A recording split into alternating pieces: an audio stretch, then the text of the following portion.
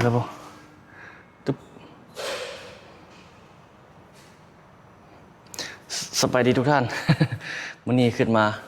ปรับแปลงเปิดกล้องเนาะปรับต่อใหม่เดี๋ยวเรามาเบิ่งภาพมุมสูงมื้อนี้ทุกคนเราขึ้นมา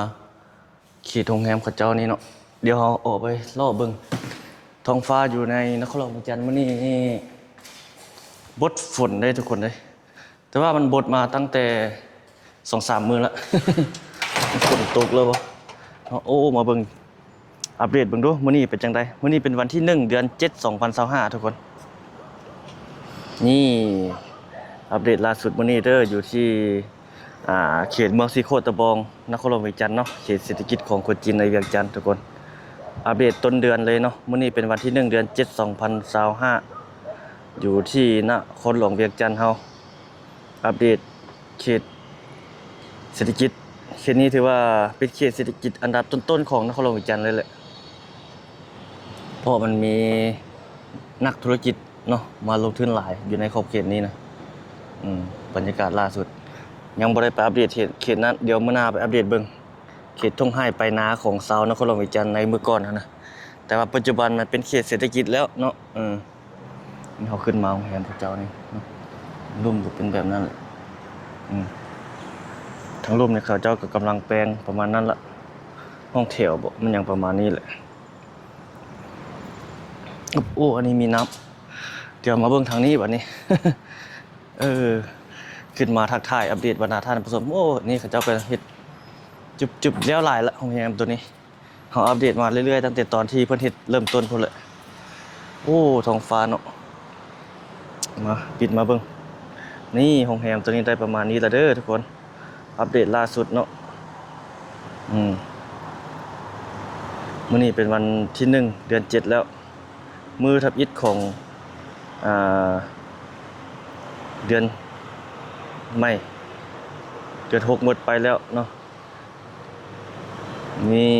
บรรยากาศท้องฟ้านครหลวงเวียงจันทน์มื้อนี้ถือว่าบดฝนทางในเมืองเพิ่นก็มีตึกอาคารหลายอยู่เนาะกำลังสร้างขึ้นก็มีคือเมื่อวานนี้เราก็ไปเลาะให้ทุกท่านได้เบิ่งเนาะผ่านไปเขตใจกลางเมืองหลวงพุ่นแหละหลายคน FC บางท่านเพิ่นก็เข้ามาคอมเมนต์ทักทายสบายดีเนาะประกอบข้อมูลข่าวสารตักเตือนประกอบกับคำเห็นนำเฮาให้ปรับปรุงเนาะอันนี้ก็ถือว่าเป็นสิ่งที่ดีเด้ที่เพิ่นเข้ามาคอมเมนต์ถ้าบ่มีผู้ชมคอมเมนต์นี่เฮาก็บ่ฮู้จุดเปลี่ยนแปลงนะ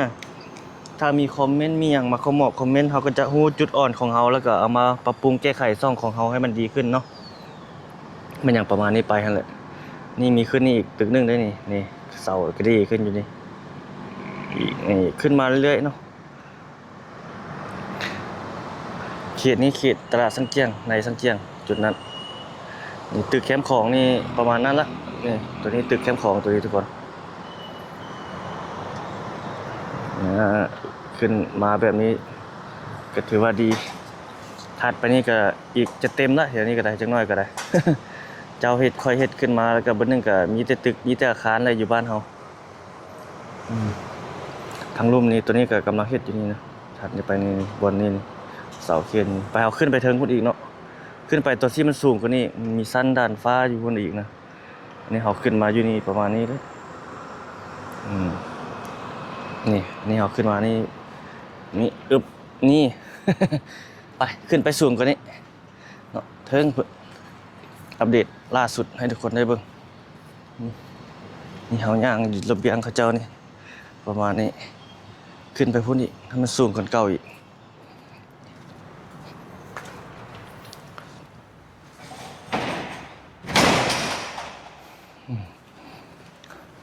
เบิ่งตัวสูงกว่าเก่าอีก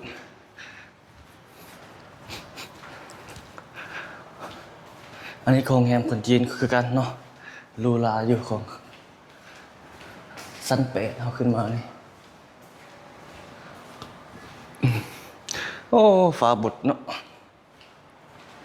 ตะแรงมานี่เฮาสิได้ไปถ่ายคลิปบ่เนาะ มันคือว่ามืดมัวอยู่ฝน ขึ้นไปถึงพุ่นอีกอัปเดตต้นเดือนใหม่ อันนี้เป็นเดือน7แล้วเด้ทุกคนเอ้ยอัปเดตเรื่อยๆเด้อถ้าท่านใดยังบ่ติดตามสามารถติดตามไว้อุ๊ยขึ้นมาแล้วขึ้นมาชั้น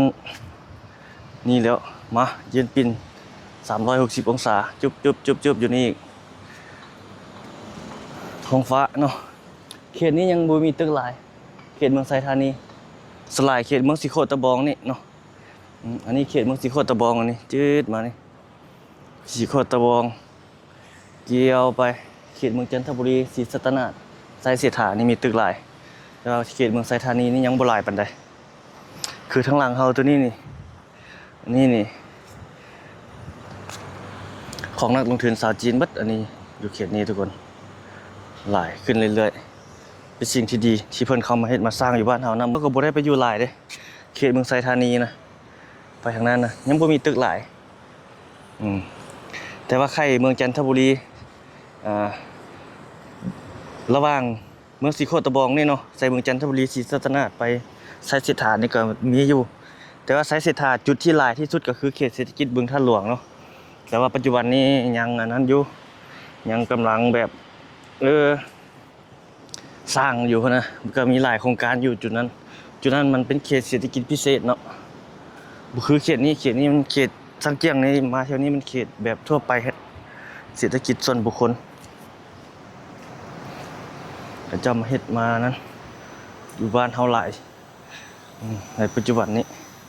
ถือว่าเป็นสิ่งที่ดีเลยไปข้ามไปทางนั้นไปถ่ายเบื้องนั้นอีก ตัวนี้เป็นสนามบินสกลวัดไตอันนี้ไปในสนามสกลวัดไต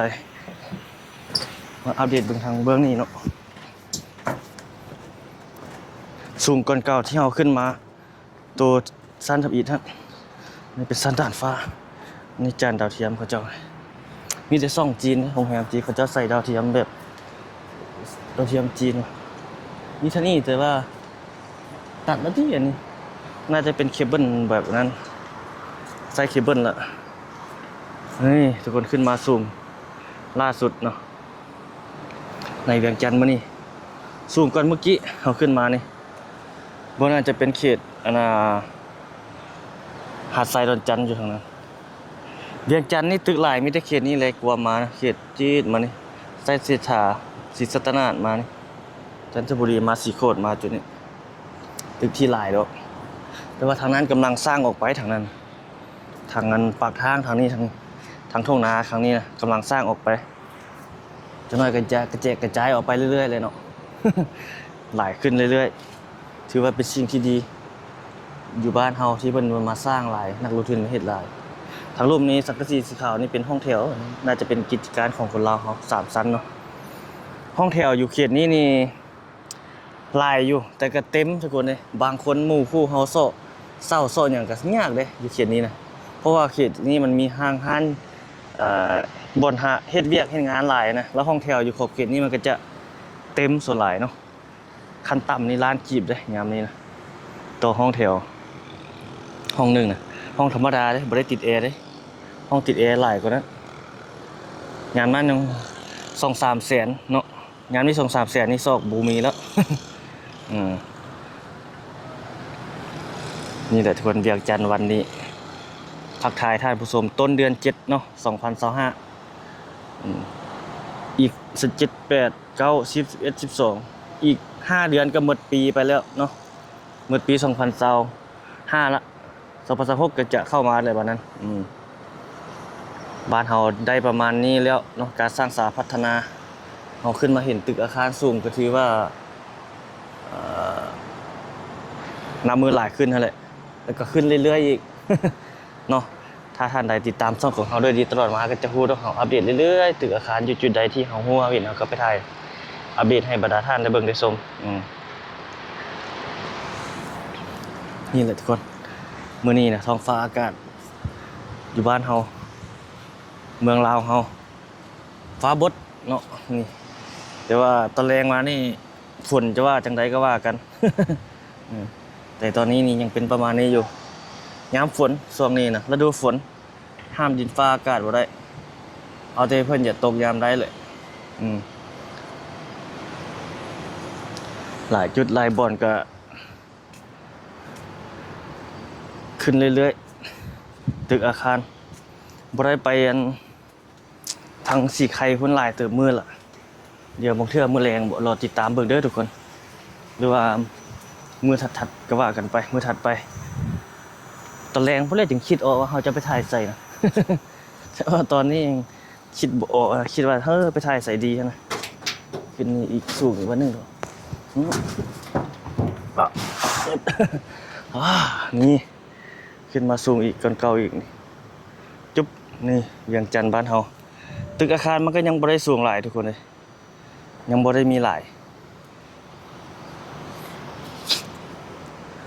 ประมาณนี้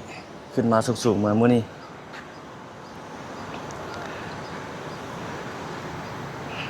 หลายคนจะให้เฮาไปขึ้นอยู่แถวนั้นอีกเนาะแต่เฮายังบ่ได้ไปขึ้นทุกคนเลยส่วนหลายมีแต่ขึ้นอยู่เขตนี้อย่างเดียว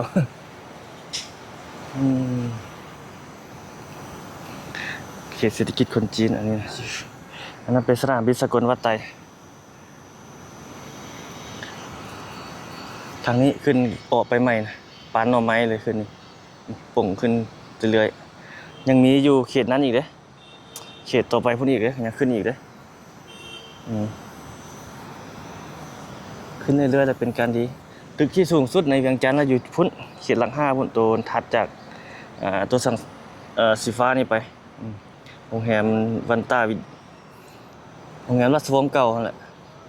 แต่ว่าร่วมทุนกับจีนคือกันเนาะที่เพิ่นเข้ามาเฮ็ดจุดนี้กำลังเฮ็ดขึ้นนี่อีกตึกนึงนี่แหละทุกคนท้องฟ้าเวียงจันทน์บ้านเฮาขึ้นมาอัปเดตให้ทุกท่านได้เบิ่งได้ชมเนาะเป็นมุม360องศาเลยอัปเดตถ้าท่านใดยังบ่ติดตามไว้เด้อเอามาอัปเดตให้ทุกท่านได้เบิ่งได้ชม เข็นบ่มีหยังนี่หลายๆกำลังยกยักขึ้นตั้งพวกจงเจ้งๆอยู่นี่มันบ่งบอกถึงเศรษฐกิจบ้านเฮานักลงทุนเข้ามาเฮ็ดกำลังสร้างมาสาหลายอยู่เพิ่นมาลงทุนเป็นสิ่งที่ดีเนาะบางคนก็ว่าหลากหลายมุมมองเนาะ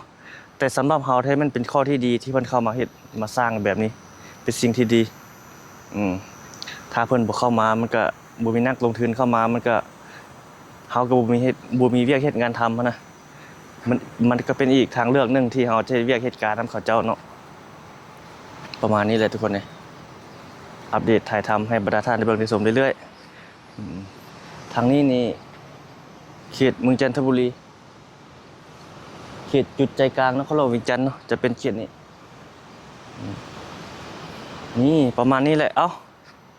ขอบใจทุกท่านที่เข้าติดตามรับชมทุกคนพบกันใหม่ในคลิปถัดไปเนาะสบายดี